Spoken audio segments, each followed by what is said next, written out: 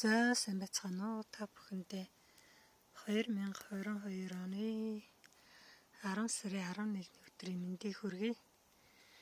За энэ соёо боононгоос үлдсэн нэ.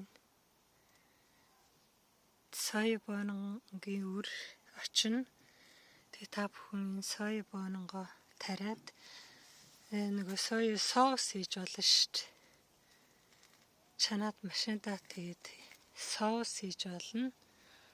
Энэ болохоор 1 м, метр 20 см, 80-аас метр 20 см-ийн хэрэгтэй ургана.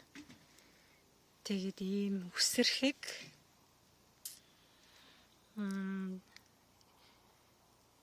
навч ишин ийм үсэрхэг энэ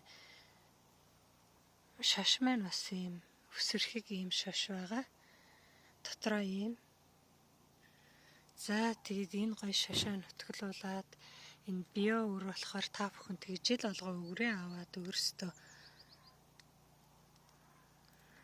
уламжлаад хүүхдтэйгээ уламжлаад одоо ингээд соёогоо тарьж ургуулад нутгшуулаад ингээд жил болгон авч идэх юм шүү дээ.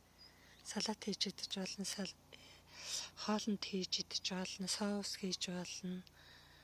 Ийм гоё өрвэн энийг ингээд мөчр дээр ингээд хатаад ингээд ирэхэрэн зэрэг энийг одоо аваад хатаачихад чинь 3-4 жил болно энэ хатцсан үр чинь.